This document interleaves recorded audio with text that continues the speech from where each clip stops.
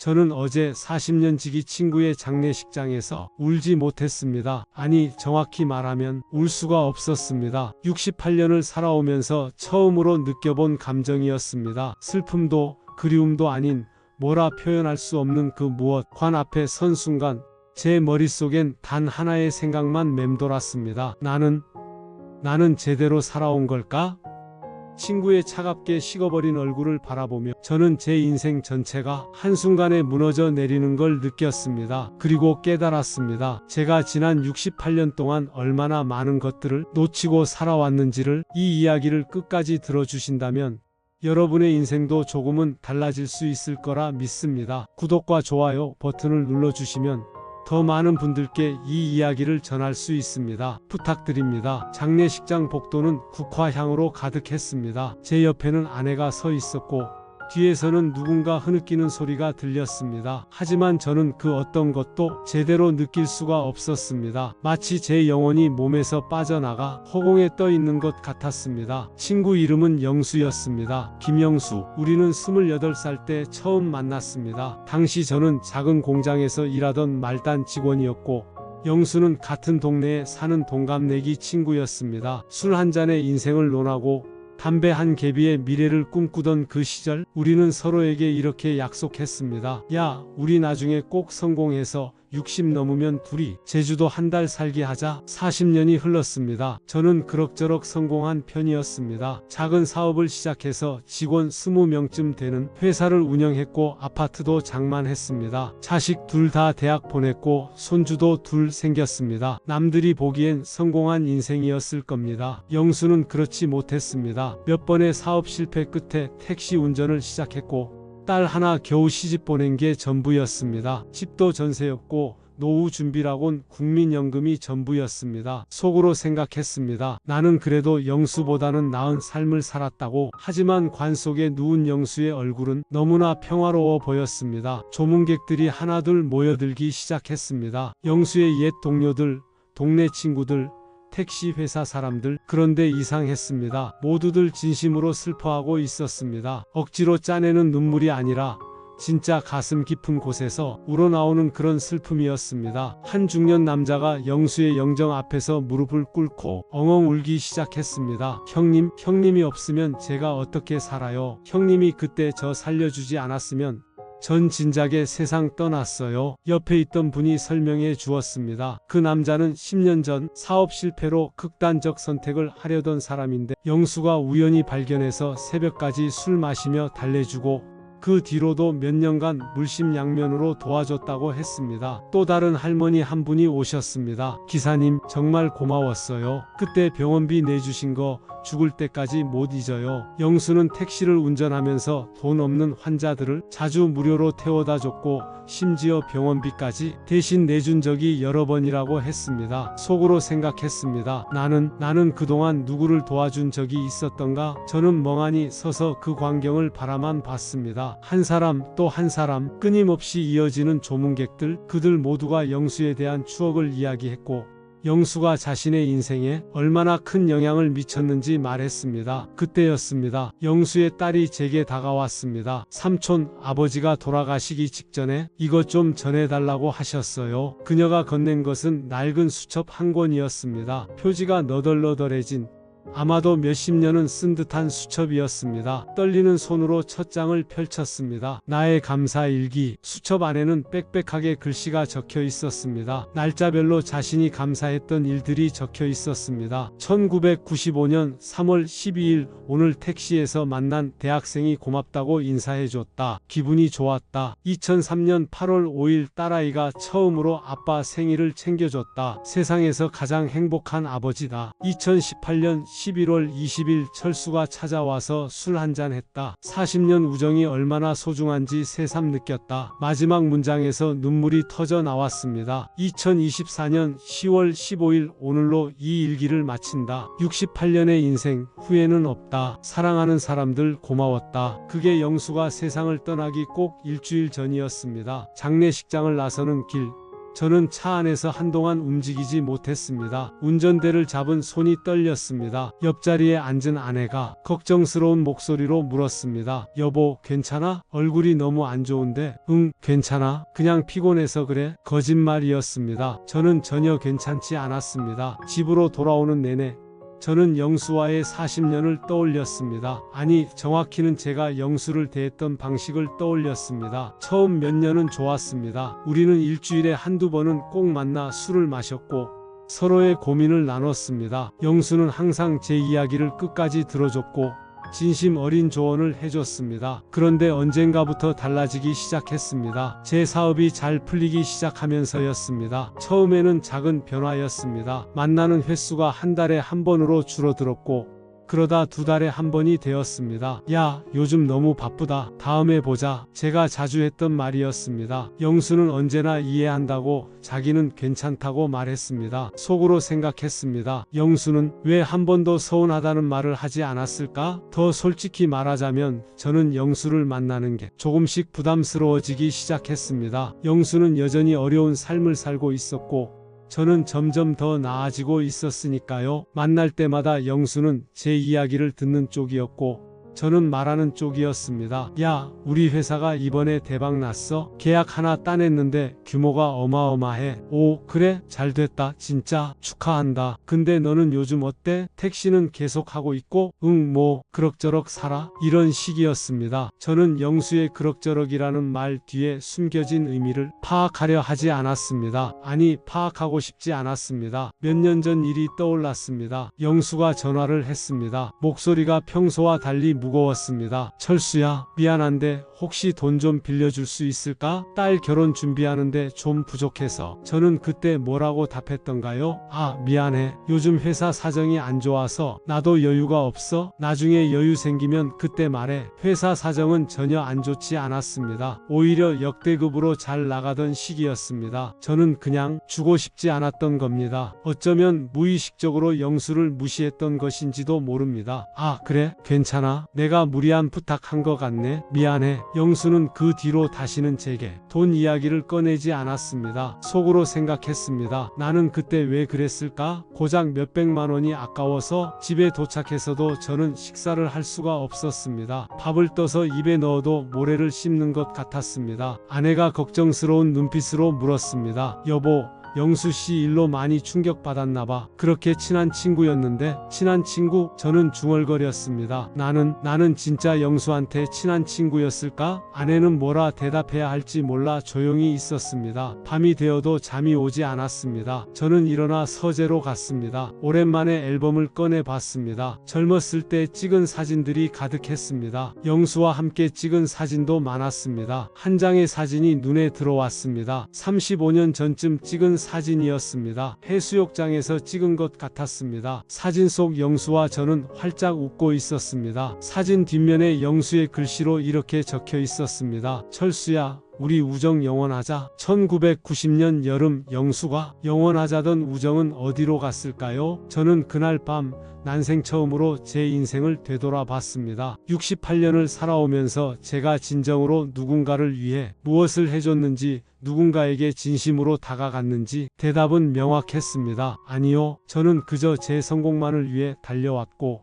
제 가족만을 챙겼고 제 체면만을 지켜왔습니다. 영수처럼 누군가를 진심으로 도와준 적도, 누군가의 아픔에 공감해준 적도 없었습니다. 다음날 아침 아들이 찾아왔습니다. 40대 중반의 아들은 중견기업에서 일하는 성공한 직장인이었습니다. 손주들도 데리고 왔습니다. 아버지, 어제 장례식장 다녀오셨다며? 많이 힘드셨죠? 응, 그래. 아들은 잠시 망설이더니 조심스럽게 물었습니다. 아버지, 그 영수 아저씨 정말 아버지랑 친한 친구셨어요? 제 기억엔 몇 년에 한 번 정도나 만나시는 것 같았는데 가슴이 철렁했습니다. 뭐 바쁘다 보니까 자주 못 만났지? 그래도 친구지. 아, 그렇군요. 전 아버지가 친한 친구가 별로 없으신 줄 알았어요. 아들의 말에 저는 할 말을 잃었습니다. 속으로 생각했습니다. 내 아들도 나를 그렇게 보고 있었구나. 점심을 먹으며 며느리가 말했습니다. 아버님, 저희 친정아버지가 요즘 친구분들이랑 한 달에 한 번씩 등산 모임 하시는데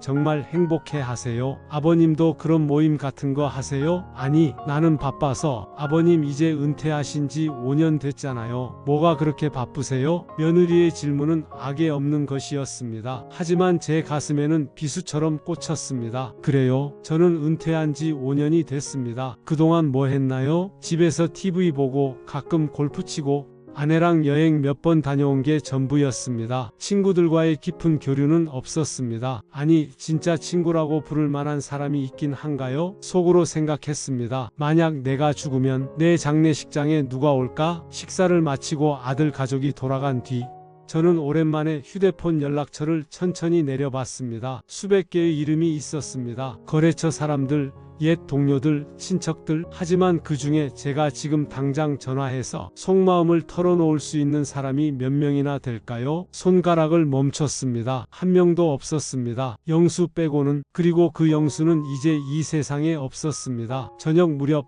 딸에게서 전화가 왔습니다. 아빠, 나 다음 주에 미국으로 출장 가. 한 달 정도 있을 것 같아. 그래, 조심해서 다녀와. 응, 참 아빠, 저번에 내가 부탁했던 거 기억하시죠? 우리 애들 방학 때 한번 봐주시기로 했잖아요. 아, 그게 그때 내가 약속이 좀 있어서 거짓말이었습니다. 사실 저는 손주들 봐주는 게 귀찮았던 겁니다. 그래요? 아빠, 작년에도 그러셨잖아요. 정말 바쁘신가 봐요. 딸의 목소리에서 서운함이 느껴졌습니다. 미안하다. 다음에는 꼭. 괜찮아요, 아빠? 어차피 기대 안 했어요. 전화가 끊겼습니다. 어차피 기대 안 했어요. 이 말이 계속 귓가에 맴돌았습니다. 속으로 생각했습니다. 내 자식들도 나를 신뢰하지 않는구나. 저는 그제야 깨달았습니다. 저는 제 인생에서 가장 중요한 것들을 놓치고 살아왔다는 것을. 돈을 벌고 성공하고 안정적인 삶을 사는 것에만 집중하느라 정작 사람들과의 진정한 관계는 만들지 못했다는 것을. 영수의 장례식장에서 봤던 그 많은 사람들이 다시 떠올랐습니다. 그들은 영수가 가난했고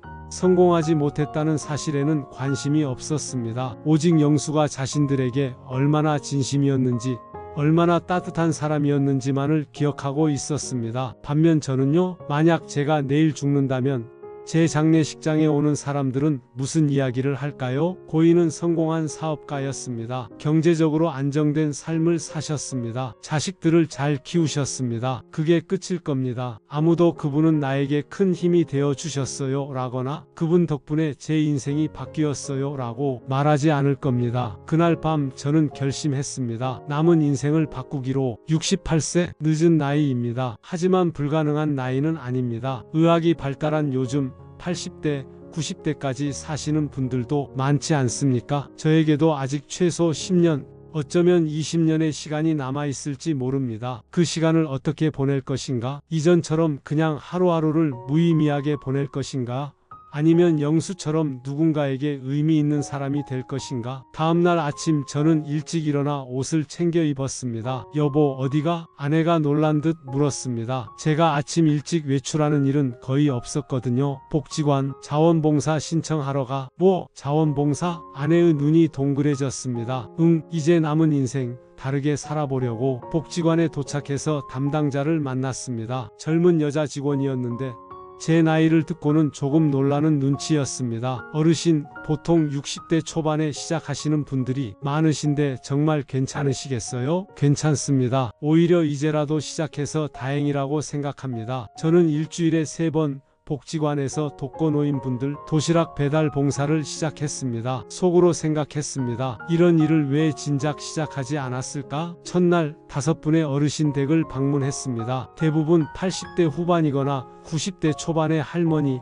할아버지들이었습니다. 첫 번째로 방문한 곳은 좁은 단칸방이었습니다. 90세의 할머니 혼자 사시는 곳이었습니다. 도시락 가져왔습니다. 아이고 고맙습니다. 들어와서 차라도 한잔 하고 가세요. 아닙니다. 바빠서. 그때 할머니의 눈빛이 보였습니다. 누군가와 이야기하고 싶어 하는 외로움이 가득한 눈빛. 제 발걸음이 멈췄습니다. 속으로 생각했습니다. 영수라면 어떻게 했을까? 할머니, 그럼 잠깐만 들어가겠습니다. 할머니의 얼굴이 환해졌습니다. 들어가서 보니 방 안은 낡았지만 깨끗했습니다. 벽에는 오래된 가족 사진들이 붙어 있었습니다. 할머니, 가족분들 사진이네요. 네, 다 하늘나라 갔어요. 남편도 가고 아들도 가고 이제 나 혼자예요. 할머니는 30분 동안 가족 이야기를 했습니다. 저는 처음엔 의무감으로 들었지만 점점 그 이야기에 빠져들었습니다. 할머니의 인생은 파란만장했습니다. 전쟁을 겪고 가난을 이겨내고 자식들을 키우고 그리고 이제 혼자 남았습니다. 할머니, 다음에 올 때 제가 할머니 좋아하시는 음식 만들어 올게요. 뭘 좋아하세요? 아이고, 그냥 이렇게 말동무 해주시는 것만으로도 감사해요. 집으로 돌아오는 길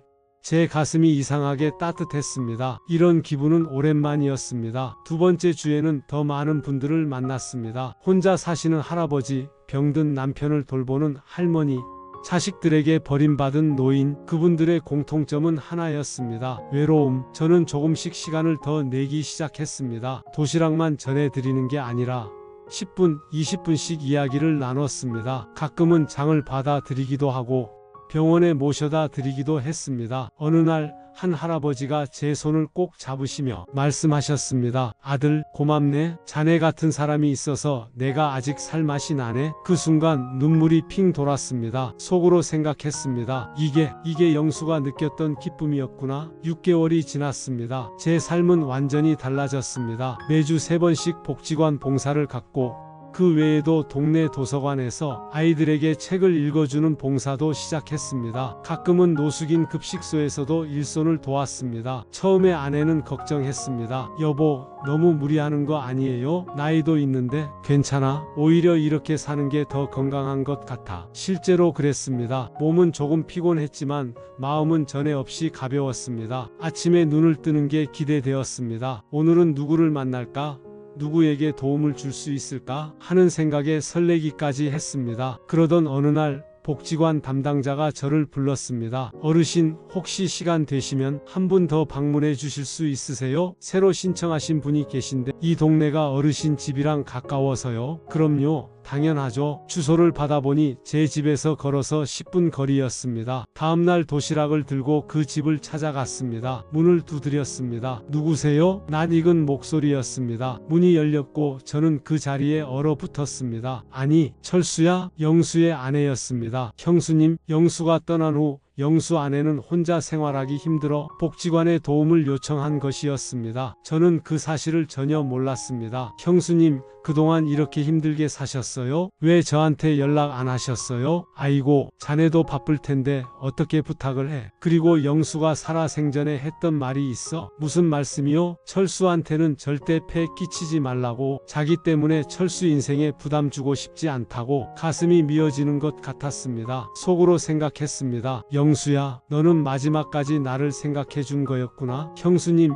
이제부터 제가 자주 올게요. 필요한 거 있으면 언제든지 말씀하세요. 그래도 되겠어? 당연하죠. 형수님은 제 친구 아내이자 제 누나 같은 분이잖아요. 그날부터 저는 일주일에 2-3번씩 형수님 댁을 방문했습니다. 장을 받아드리고 병원에 모셔다 드리고 고장난 물건을 고쳐드렸습니다. 가끔은 그냥 앉아서 영수 이야기를 나누기도 했습니다. 형수님, 영수는 정말 대단한 사람이었어요. 저는 이제야 깨달았어요. 철수야, 영수가 자네 이야기 참 많이 했어. 자네가 자랑스럽다고, 자네는 성공한 사람이라고. 저는 성공한 게 아니었어요. 겉으로만 그래 보였을 뿐이에요. 진짜 성공한 사람은 영수였어요. 형수님이 방으로 들어가더니 무언가를 들고 나왔습니다. 영수의 감사 일기였습니다. 이거 자네가 가져. 영수가 자네한테 주고 싶어 했던 것 같아. 집에 돌아와 저는 그 일기를 처음부터 끝까지 다시 읽었습니다. 그리고 한 가지 결심을 했습니다. 저도 감사 일기를 쓰기로. 그날부터 매일 밤 저는 감사했던 일을 적기 시작했습니다. 2025년 5월 3일 오늘 복지관에서 만난 박 할머니가 내 손을 잡고 고맙다고 하셨다. 내가 누군가에게 필요한 사람이라는 걸 느꼈다. 2025년 6월 15일 아들이 전화해서 아버지가 요즘 밝아 보인다고 했다. 가족들이 내 변화를 알아주니 기쁘다. 2025년 7월 20일 도서관에서 책 읽어줬던 아이가 엄마 손을 잡고 다시 찾아왔다. 또 읽어달라고 한다. 이렇게 작은 일이 누군가에게는 큰 기쁨이 될 수 있다니 이상한 일이었습니다. 감사할 일을 찾으려고 노력하다 보니 하루하루가 감사할 일투성이었습니다. 예전에는 당연하게 여겼던 것들이 이제는 모두 감사하게 느껴졌습니다. 아침에 눈을 뜰 수 있다는 것, 건강하게 걸을 수 있다는 것, 누군가를 도울 수 있다는 것, 사랑하는 사람들이 곁에 있다는 것. 어느 날 딸이 전화를 했습니다. 아빠, 다음 주 토요일에 시간 되세요? 우리 애들이 할아버지 보고 싶대요. 그럼 당연히 시간 있지. 할아버지가 맛있는 것도 해줄게. 진짜요? 아빠, 요즘 많이 달라지신 것 같아요. 좋은 의미로요. 그래? 하하, 늦었지만 이제라도 정신 차린 거지. 전화를 끊고 나서 저는 웃음이 났습니다. 속으로 생각했습니다. 이게 진짜 사는 거구나. 토요일 손주들이 왔습니다. 저는 아침부터 부엌에 들어가 손주들이 좋아하는 음식을 만들었습니다. 예전에 저라면 절대 하지 않았을 일이었습니다. 할아버지, 이거 할아버지가 만든 거예요? 그럼 할아버지가 특별히 만든 거야? 와, 맛있다. 할아버지 최고. 손주의 환한 웃음을 보며 저는 이런 행복이 있었다는 걸 이제야 알았습니다. 저녁에 딸이 조용히 말했습니다. 아빠, 제가 어렸을 때 이렇게 해주셨으면.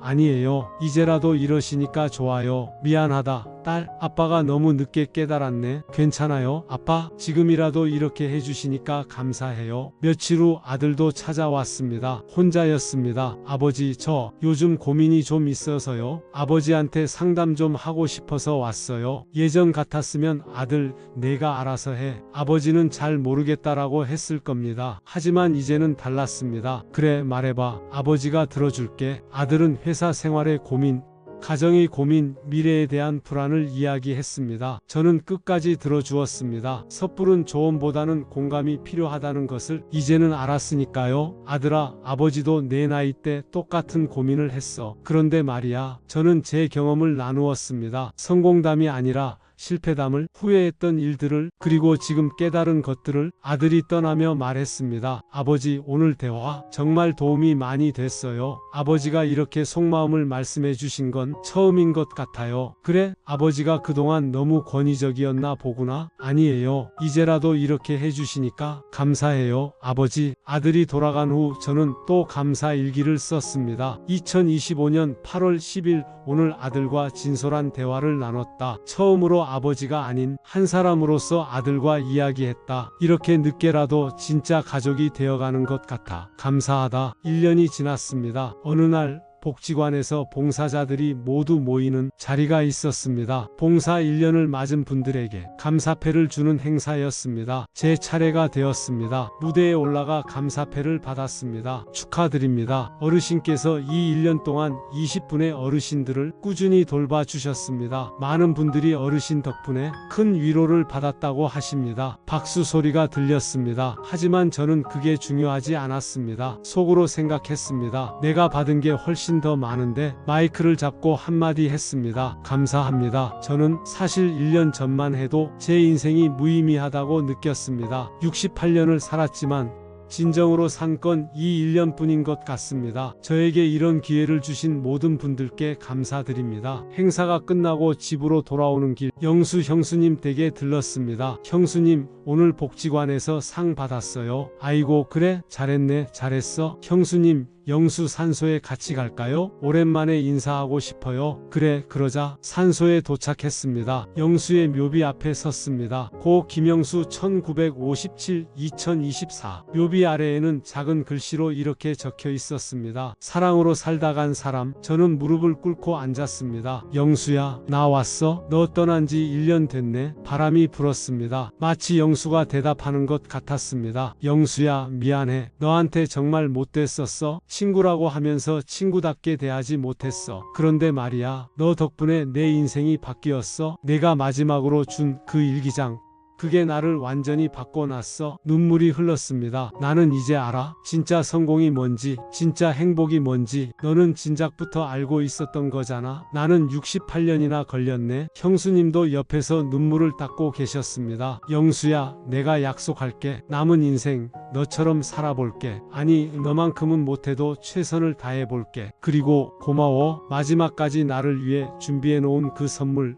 정말 고마워. 묘소를 떠나기 전 저는 영수에게 마지막 인사를 했습니다. 영수야, 우리 다음 생에 다시 만나면 그때는 내가 더 좋은 친구가 되어줄게. 약속이야. 지금 저는 69세입니다. 매일 아침 일어나면 감사 일기를 펼칩니다. 오늘은 어떤 감사한 일이 있을까 기대하며 하루를 시작합니다. 복지관 봉사는 여전히 계속하고 있습니다. 이제는 30명이 넘는 어르신들을 돌보고 있습니다. 힘들지만 행복합니다. 가족들과의 관계도 완전히 달라졌습니다. 아이들이 자주 찾아오고 손주들은 저를 제일 좋아합니다. 아내는 요즘 제가 젊어 보인다고 합니다. 몇 달 전에는 새로운 친구들도 생겼습니다. 복지관에서 함께 봉사하는 분들과 한 달에 한 번씩 등산을 갑니다. 60대 초반부터 70대 초반까지 다양한 연령대의 친구들입니다. 우리는 산에 오르며 인생을 이야기합니다. 후회도, 꿈도, 희망도, 그리고 서로를 응원합니다. 어제 등산을 갔을 때 한 친구가 말했습니다. 철수 씨, 요즘 표정이 정말 좋아 보여요. 뭔가 특별한 일 있어요? 특별한 일이라 그냥 감사하게 살려고 노력하는 것뿐이에요. 감사하게 살기, 쉬운 말 같지만 어려운 거잖아요. 맞아요. 저도 이제 겨우 배우고 있어요. 68년 만에요. 다들 웃었습니다.